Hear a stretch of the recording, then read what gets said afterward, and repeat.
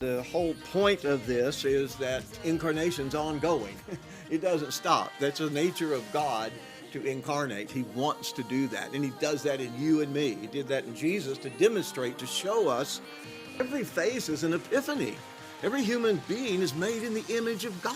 We have that image. I've taught that a lot. That's our first assignment from God, to bear his image, to represent God in this world, and to be his thoroughfare into this world through our flesh, dedicated and surrendered to him. Again, it's not like a demonic possession or what they do to hurt and to form different habits and customs that are not of God. They want to lead us astray every way they can, but God's being in us is like marriage, he tells us, right? It's a loving relationship. It's by invitation. He stands at the door and knocks. He's a gentleman. He doesn't force his way in. He doesn't get us in compulsions and addictions. Demons do that.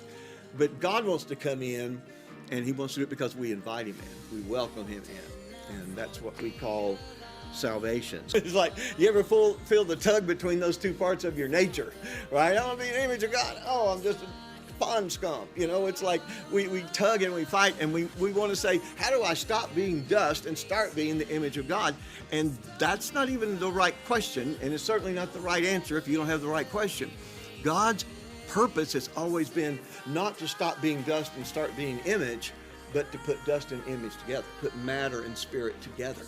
And supremely, he does that in Jesus Christ, right? He gets it right. Jesus gets it right that we didn't get it right. So to be created in the image and likeness of God, dust of the earth and image of God, and those things are difficult in the world that we live in. But God's intention is to bring them together.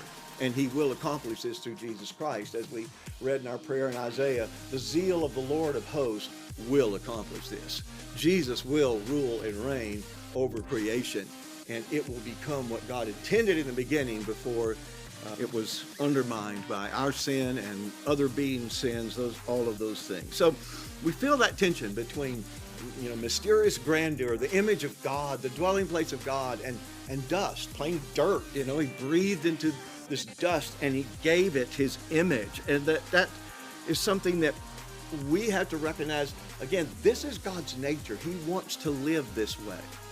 He enjoys incarnation, and we enjoy it too when we really taste it, when we're living in a deep relationship with God of intimacy. Nothing's more fulfilling than that. Nothing's more fun than that. Nothing's more powerful than that.